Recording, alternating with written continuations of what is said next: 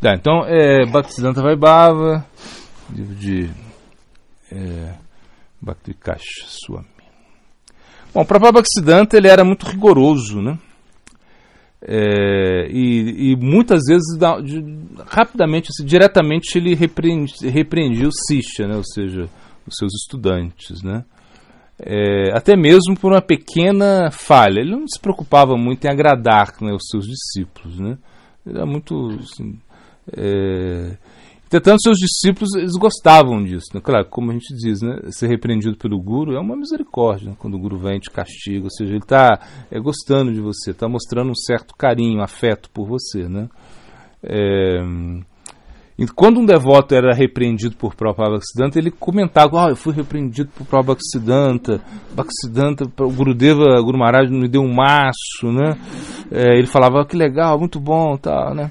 Claro que eles não iam querer fazer coisas para serem repreendidos, mas sempre acontecia, né? Ou seja, isso era um indicativo que eles estavam sendo aceitos pelo mestre espiritual, né? E havia um ditado entre eles que dizia: duas coisas eram doces, né? Aí fala, né, os remanentes, né, de Dao, da Mahaprasad de Prabhupada, né, que eles tentavam roubar isso, né, e a repreensão de Prabhupada também, né, porque claro que como ele castigava, né, castigava como um pai, com o afeto de um pai, assim, que quer ajudar o filho, né, essa era... Aí Albai Charanavinda, né, Bhaktivedanta Swami, ele relembrou, né, quando o nosso mestre espiritual costumava castigar, né, a gente achava isso como uma bênção, isso era muito bom. Ele castigava como qualquer coisa, né? Ele falava: maldito patife, tolo, estúpido. Ele falava assim. Né? Então, talvez nos dias de hoje seja mais... Mas isso era o castigo de Prabhupada. Aí conta, né, uma vez o Maharaj Prabhupada, ele conta esse passatempo, né, que ele estava... O Prabhupada estava dando uma palestra, né, uma aula, e a Bhai Charanavinda, o Maharaj Prabhupada, estava no cantinho, assim, na porta. E aí nisso entra chega um outro devoto, né, que era um colaborador, ele ajudava a mata, né, o templo, né, com doações mensais, e começou a perguntar alguma coisa para o Swami Maharaj Prabhupada, não sei o que era. Aí o Swami Maharaj Prabhupada começou a conversar com ele, assim, para informar para ele, né. Aí o Prabhupada estava dando aula, ele falou, ei, gritou, ei, você quer dar aula no meu lugar, né, falou para o Swami Maharaj Prabhupada, você quer vir aqui sentar, dar aula no meu lugar? Aí pro devoto falou: e você achou que me comprou com a sua doação diária? Por isso, com a sua doação mensal, você acha que está me comprando? Aí era assim. Então, por isso é o caráter do Prabhupada Bhaktisiddhanta. Ele era duro, né, como um trovão, assim, mas suave como uma flor, né? Ao mesmo tempo que ele era muito duro, assim, ele também era muito suave, assim. Então, essa era muito...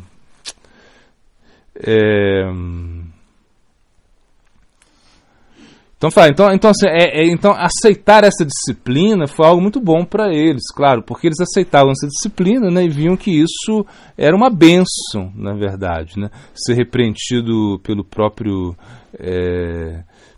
Guru, né.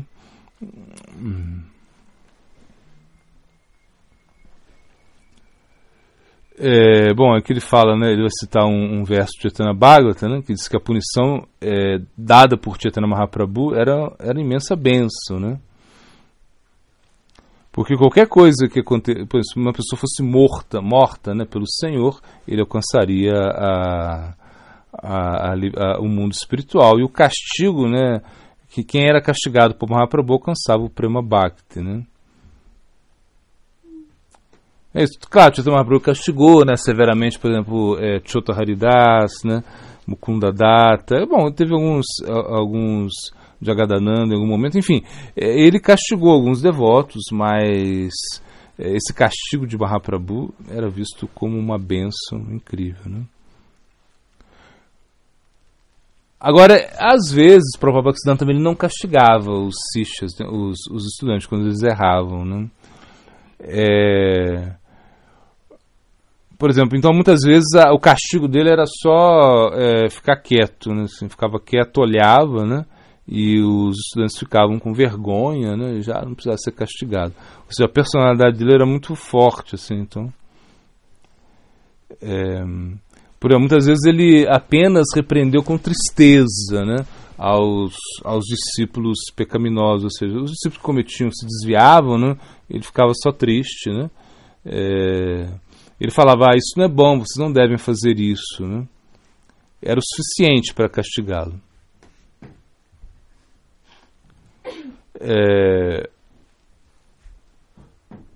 Então isso. Então diz que ele às vezes se dirigia até mesmo aos anartas sérios, né, ou aqueles proeminentes em discípulos sêniores, né, não discutindo diretamente ou castigando as pessoas envolvidas, né.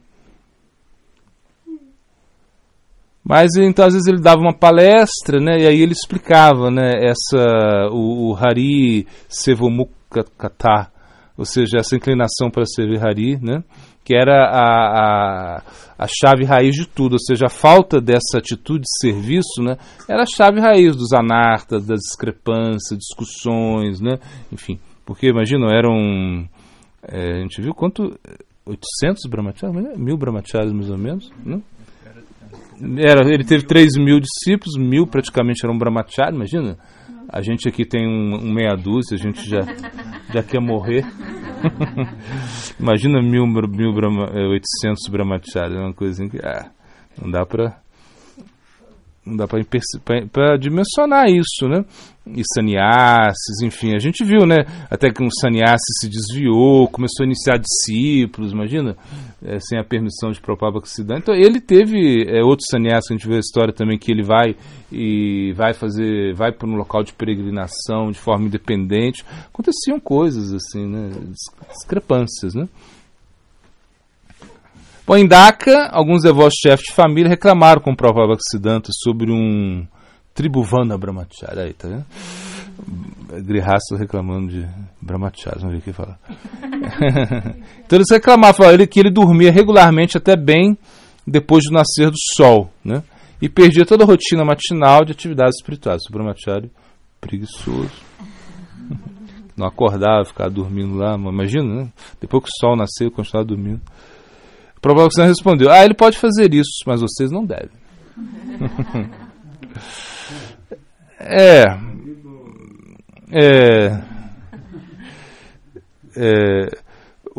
Claro, porque como o Brahmachari talvez estivesse envolvido em muitos serviços, né? Então, de repente, Prabhupada Bhaktisiddhanta, deixa ele. Mas o Grihasta não, o Grihasta tem que acordar cedo, cantar já. Ou seja, todos teriam que fazer isso. Mas o Grihasta principalmente. Inclusive, César Maharaj disse que essa instrução de 64 volts, isso era muito enfatizado para os Grihastas, né?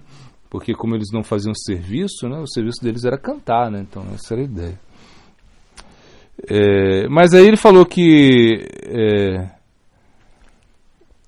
esperando, mas não recebendo a repreensão do seu Guru Maharaj, Tribhuvana, no entanto, corrigiu-os. Prabhupada Bhaktisiddhanta não aprovava que seus sishas, né, seus estudantes, assumissem uma posição elevada e corrigissem outros, né?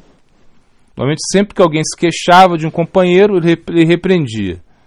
Ele é infeliz porque fez algo errado, e você também é infeliz porque se envolveu nisso.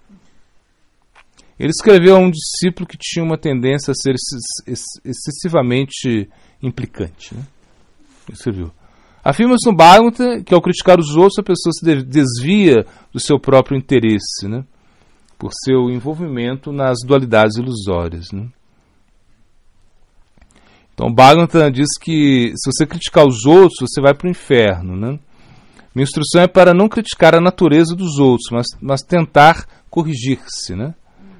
É isso, né? Médico, cura-te a si mesmo, ou seja, que realmente a gente deveria tentar. A gente já tem muitos problemas internos, né? Ou seja, tem uma mente, tem um ego, né? Sentidos descontrolados, né? O nosso karma, imagina. Então, para que a gente vai ficar criticando os demais, né? E também se diz, né, que se você critica as pessoas, você acaba tomando desse veneno, né? É igual cuspir para cima, acaba caindo em você. Então, na realidade, se você não está na posição de criticar os demais, então não faça, é besteira. Agora, quem está na posição de criticar e corrigir, aí ele tem que aceitar isso como um serviço, né?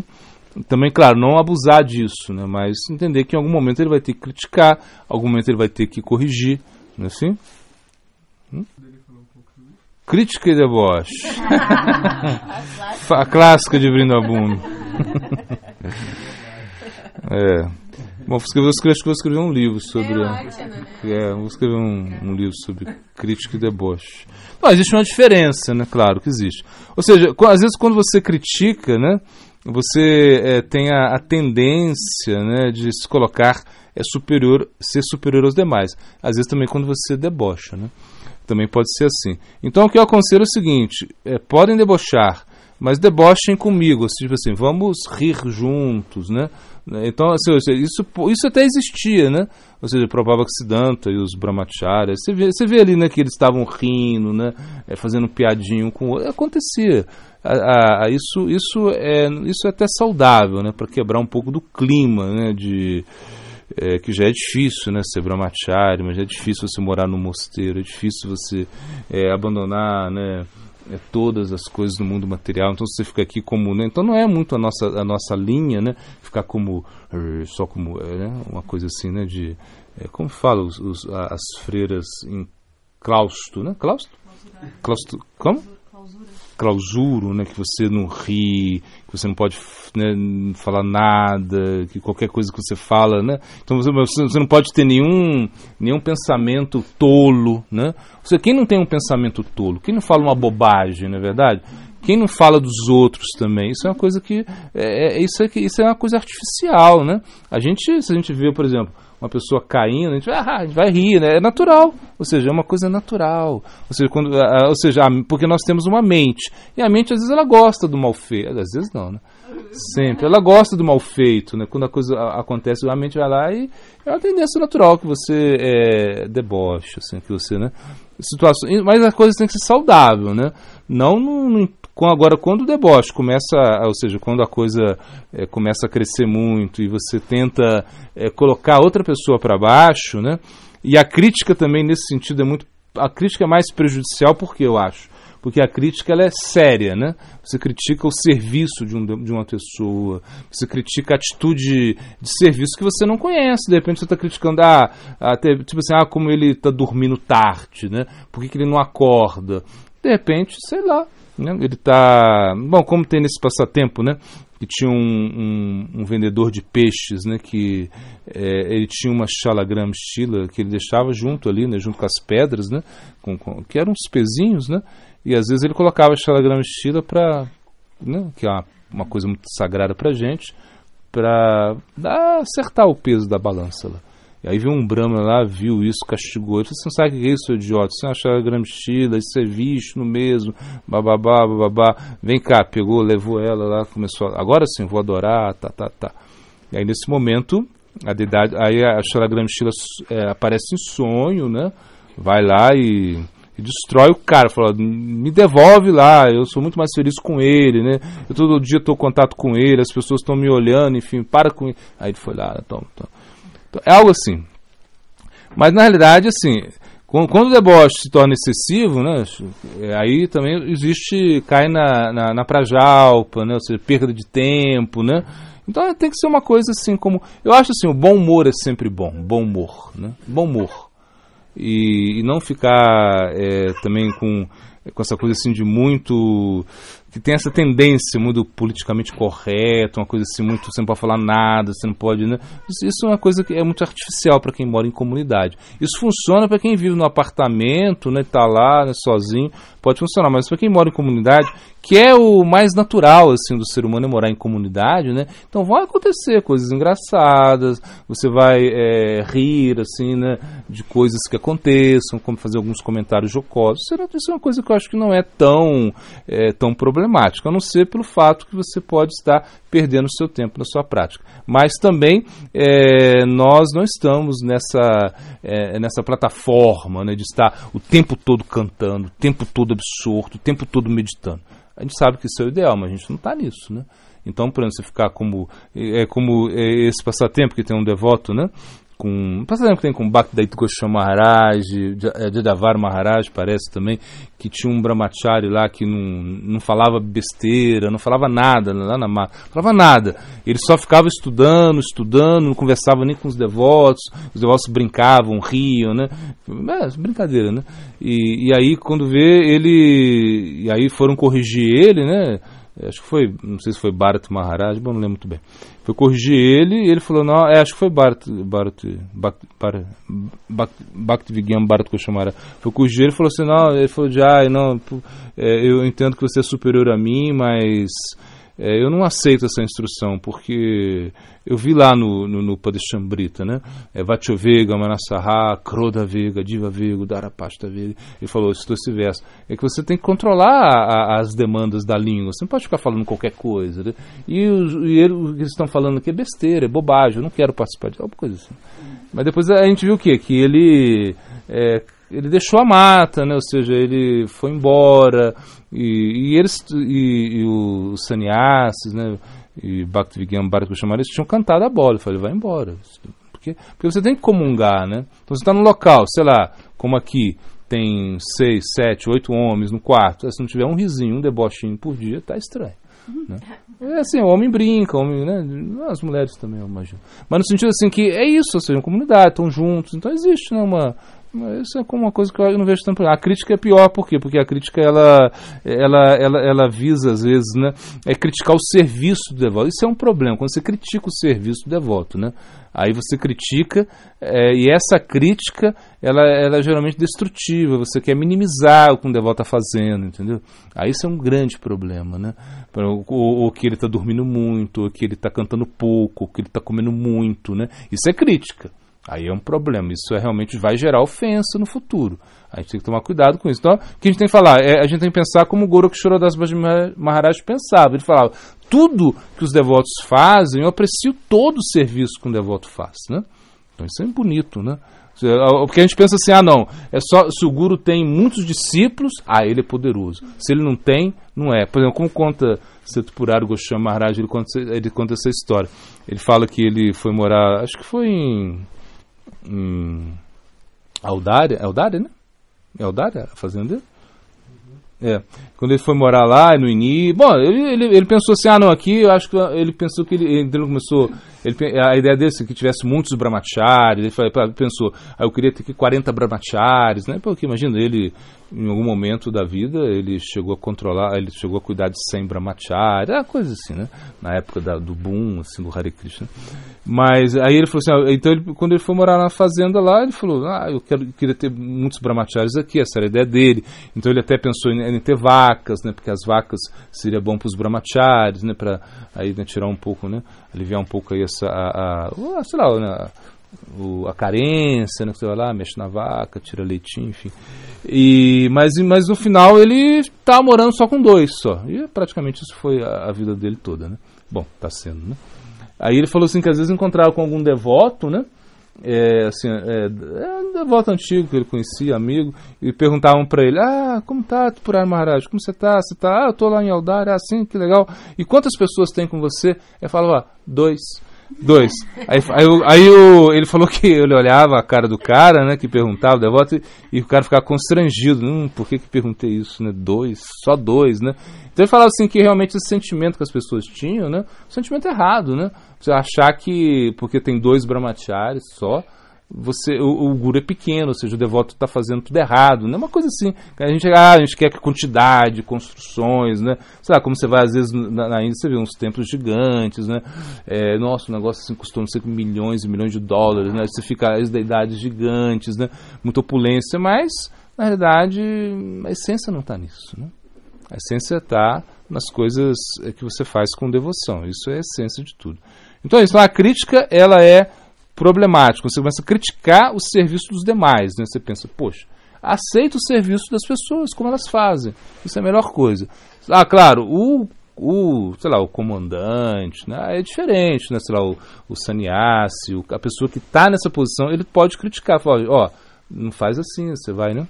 É diferente, tem que, né, vai tentar melhorar a pessoa. Mas a gente, assim, a gente tem que aceitar, né, as coisas como são, aceitar o serviço das pessoas dessa maneira, né?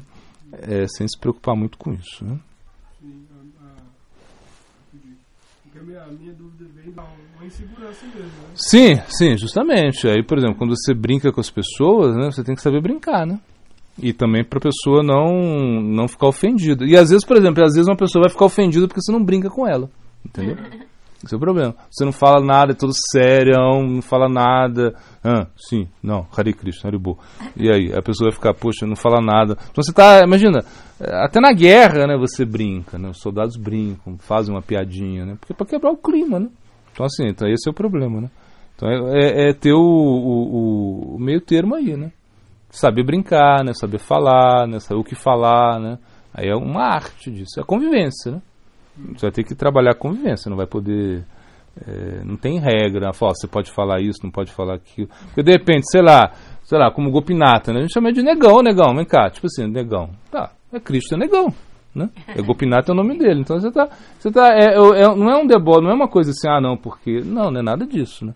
Agora, claro, uma pessoa pode, tá chamando de negão, como é isso? Né? Tipo assim, quer dizer, de repente uma pessoa não vai gostar. Mas, numa maneira geral, né, você tem que saber com quem brinca, como brinca, né, o que fala, né? É uma arte isso, não tem... A pessoa está emburrada, né? Ou seja, a pessoa está triste, está chateada, você vê que ela está naqueles dias, você nem é melhor nem falar, né? Nem olha para ela, né? A gente está até falando de um grupo... E às vezes assim, quem não gosta também de, sei lá, ser debochado também, é um pouco de ego também, né? Assim, aquele ego, assim, a pessoa não pode falar nada com ela, qualquer coisa. Assim, então é uma coisa assim que é no dia a dia, não tem como. Mas de maneira geral é isso. Se você está aí absorto no Harinama, que não é o caso nosso, que a gente canta, apesar que a gente canta 64, canta Gaida, babá, né, estuda, mas a gente não está numa absorção completa, assim, que não é diferente, a gente faz serviço, faz muitas coisas, né, mora tudo junto, não é que tem um bhajana solitário, então vai haver brincadeiras, mas assim, é sempre a gente percebe também quando a pessoa não gosta, pede desculpa, por favor, eu brinquei e falei isso, mas não precisa se sentir mal, né? Ou é assim, se qualquer dúvida que você tem, conversa com a pessoa. Será que eu te falei alguma coisa que realmente te feriu? Então peço desculpa. O respeito é importante, entendeu? Então pode ter deboche com respeito, não tem problema. Né?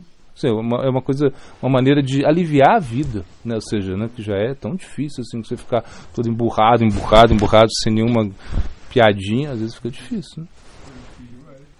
Agora a crítica deve ser evitada, porque a crítica geralmente é uma coisa que você quer diminuir o serviço da pessoa, né? Diminuir o que ele está fazendo, né? Então você começa a criticar, e aí não é bom, isso realmente eu não vejo como algo bom.